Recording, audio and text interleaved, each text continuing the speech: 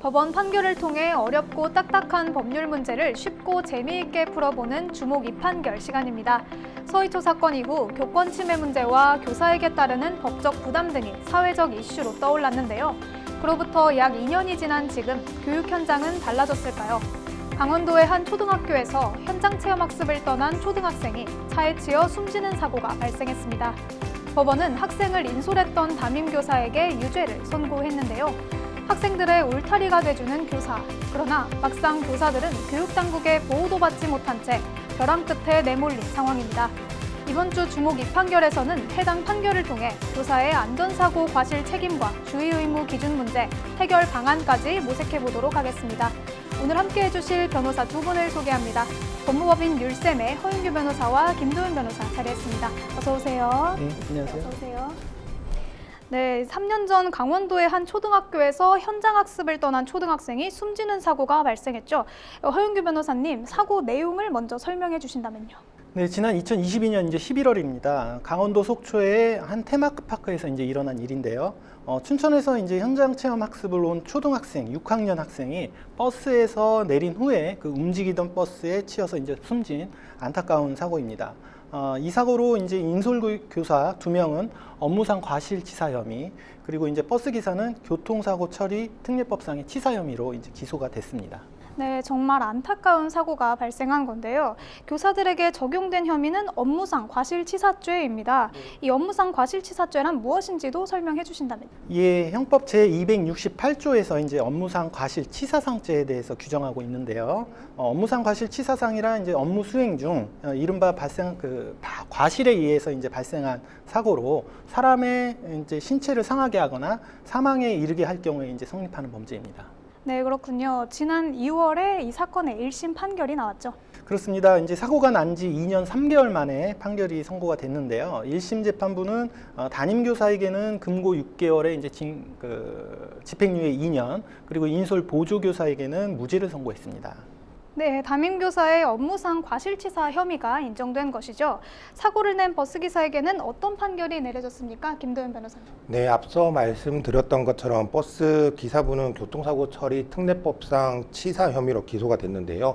재판부는 버스 기사가 전방 좌우를 제대로 살피지 않은 채 버스를 운전하여 학생을 치어 숨지게 했다며 금고 2년의 실형을 선고했습니다. 네, 정리를 해보자면 이 인솔 보조교사를 제외한 담임교사와 버스기사에게는 유죄가 선고된 거네요. 네, 그렇죠. 재판부는 보조교사에 대해서는 학생 안전관리와 관련해서 명확한 업무를 부여받지 않았기 때문에 주의 의무가 있다고 보기 어렵다고 판단했습니다.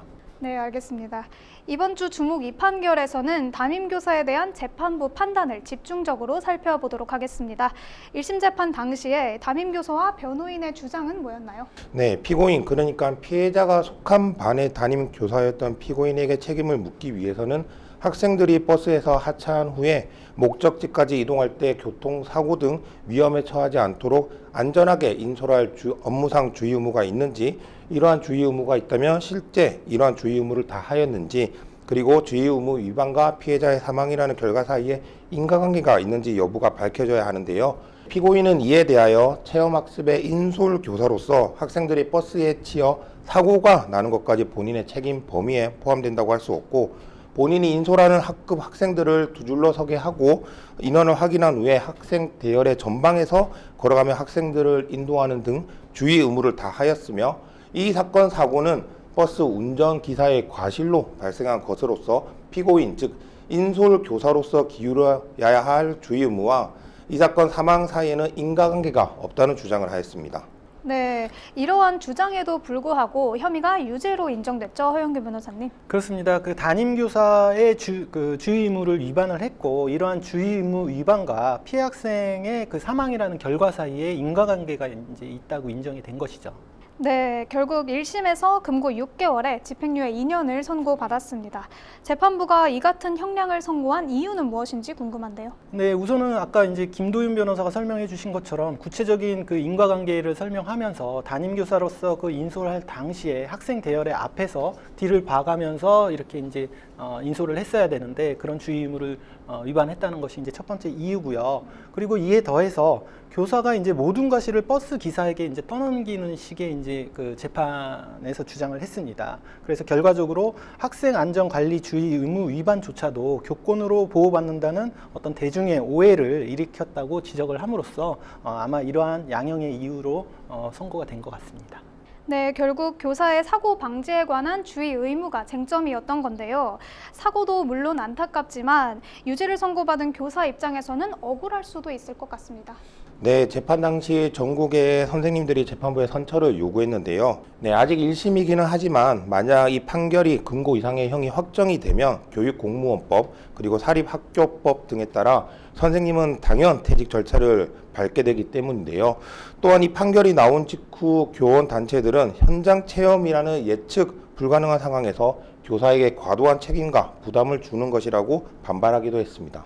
네, 실제로 이 판결 이후에 많은 학교에서 현장 체험 학습을 중단하거나 또는 횟수를 축소했다고요. 네, 실제로 저희 큰아들이 초등학교 2학년인데 소풍을 가지를 않더라고요.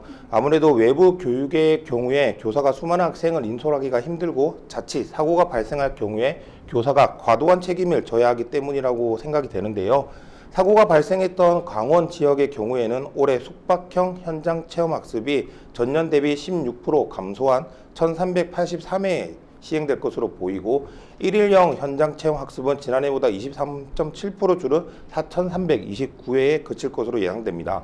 서울도 마찬가지인데요. 올해 서울 소재 초등학교의 1일형 현장 체험 학습 실시 횟수는 1,540회, 지난해보다 56.2% 이상 감소할 것으로 보입니다. 네, 또 다른 사례도 간단하게 살펴보도록 하겠습니다. 한 초등학생이 수학여행 중 친구가 쏜 화살에 맞아서 실명하는 사고가 발생했는데요. 이에 대해 법원이 교사에게도 책임이 있다고 판결을 내렸죠. 예, 그렇습니다. 먼저 이제 사건부터 설명을 드리면 2017년 7월 경기도 수원의 한 유스 호스텔에서 일어난 사건입니다. 경북 영주에서 이제 1박 2일 일정으로 수학여행을 온 초등학생 A군과 가해 학생 B군을 포함해서 같은 반 학생 4명이 같은 방에서 이제 배정을 받았는데요.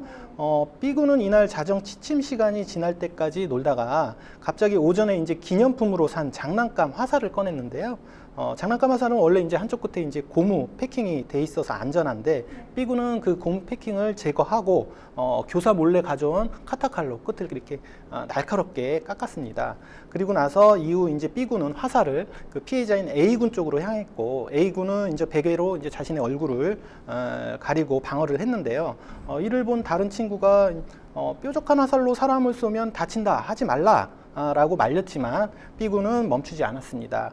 A군이 이제 베개를 치우고 B군을 쳐다본 순간 화살이 발사되면서 그 A군의 좌측 눈에 맞았고 사건 직후 A군은 여러 차례 수술을 받았지만 결국 왼쪽 눈을 실명하게 되는 안타까운 사고가 발생을 했습니다. 네, 그렇군요. 이를 두고 피해 학생 A군 측에서 가해 학생의 부모와 경북교육청을 상대로 손해배상 청구 소송을 제기했는데 항소심까지 진행이 됐죠. 그렇습니다. 2019년 대구지법 1심 재판부는 가해 학생 측뿐만 아니라 경북도교육청도 A군에게 치료비 등 손해배상금 2억 2,700만 원과 위자료 500만 원을 지급하라고 선고를 했는데요. 1심 재판부는 초등학교 고학년 수학여행에서 그 예측할 수 있는 사고인데 그 담당 교사가 지도 감독 의무를 소홀히 해 사건이 발생했다고 판단을 했습니다. 그리고 가해 학생의 부모는 이런 사건을 벌어지지 않도록 자녀를 교육할 의무가 있다고 하면서 그 선고 이유를 밝혔습니다. 그리고 이에 대해서 그 경북도교육청은 그 교사의 책임이 없다고 항소를 했는데요. 2021년 1월 대구고법 민사 2부는 경북도교육청의 항소를 기각하고 교사가 소속된 경북도교육청과 가해 학생 부모 모두 사건에 대해서 공동 책임이 있다고 하였습니다. 네, 그렇군요. 앞서 본 판결처럼 교사가 받는 법적 부담을 완화하기 위해 학교안전법 개정안이 시행된다고요? 네, 그렇습니다. 학교 안전사고 예방 및 보상에 관한 법률, 줄여서 학교안전법 개정안이 이번 달 21일부터 시행되는데요. 앞선 판결처럼 교사에게 따르는 법적 부담을 줄이고 그로 인해 교사가 교육활동 과정에서 위축되는 것을 방지하기 위해 마련된 법입니다. 네, 이 학교안전법 개정안 자세한 내용을 설명해 주신다면요. 네, 이번 학교안전법 개정안은 학교장 및 교직원이 학생에 대한 학교안전사고 예방 및 안전조치 의무를 다한 경우에는 학교안전사고에 대하여 민사상, 형사상 책임을 지지 않도록 하여 교육 활동이 위축되는 것을 방지하는 한편 학교장이 학교 밖 교육 활동을 준비하는 단계부터 인솔 교사를 보조하는 인력을 배치할 수 있도록 하고요. 교육감이 이에 필요한 행정적, 재정적 지원을 하는 등 학생들의 안전한 학교 밖 교육 활동을 보장하기 위하여 현행 제도의 운영상 나타난 일부 미비점을 개선, 보완하기 위한 것으로서 특히 학교안전법 제10조 5항의 학교장 및 교직원은 학생에 대한 학교 안전사고 예방 및 안전조치 의무를 다한 경우에는 학교 안전사고에 대하여 민형사상 책임을 지지 아니한다는 규정을 신설한 것이 가장 큰 특징입니다. 네, 이 법이 시행되면 확실히 교사들의 부담이 적어질 것 같은데요. 그럼에도 여전히 우려의 목소리가 끊이지 않고 있다고요. 그렇습니다. 학교안전법 개정안이 시행되기는 하지만 막상 교육 현장에 있는 교사들의 불만은 여전합니다. 이는 이제 학교안전법 개정안의 신설 조항인 제10조 5항을 보면 되는데요. 여기에 명시된 학생에 대한 학교 안전사고 예방 및 안전조치 의무의 범위가 모호하다는 것입니다. 안전조치 의무를 다하면 민형사상 책임을 받지 않는 것은 지금도 마찬가지인데요. 위 개정안으로 과연 무엇이 달라졌느냐, 일선에서 볼멘 소리가 나오는 이유인 거죠. 네, 그렇군요. 그럼 변호사님께서는 어떠한 부분이 구체적으로 개선돼야 한다고 보십니까? 네, 말씀드린 대로 학교안전법 관련 규정들이 여전히 모호하기 때문에 교사의 학생에 대한 주의 의무가 무엇인지 그 구체적이고 세부적인 조항이 필요할 것으로 보입니다. 이러한 문제점은 비단 이제 학교안전법뿐만 아니라 대부분의 이제 안전 관련 법령에 공통되는 이제 문제점이기도 한데요. 예를 들면 산업안전보건법령에서도 과거부터 그 기준의 모호성 등이 이제 지적되어 왔습니다. 그런데 그 사회적 요구에 따라서 그 산업안전보건법령이 오랜 기간에 걸쳐서 많이 체계화되고 기준의 모호성이 이제 보완된 것처럼 학생의 안전과 교사의 교권을 모두 보호하기 위해서는 학교안전법령의 경우에도 그 흩어져 있는 안전보건 관련 법령을 일원화하고 학생과 학교라는 특성을 고려해서 정부 그리고 교육행정기관, 학교, 교사 등 주체별 책무성을 보다 명확히 하는 등 그 법제를 체계화할 필요가 있다고 생각하고 있습니다. 네, 오늘은 현장 체험 학습 등 학교 외부 활동 시에 교사에게 따르는 법적 부담과 이를 해결하기 위한 법적 제도 및 보완점까지 알아봤습니다. 주목이 판결 다음 시간에도 더욱 알찬 내용으로 찾아뵙도록 하겠습니다. 오늘 함께해 주신 허윤규 변호사님과 김도현 변호사님 고맙습니다.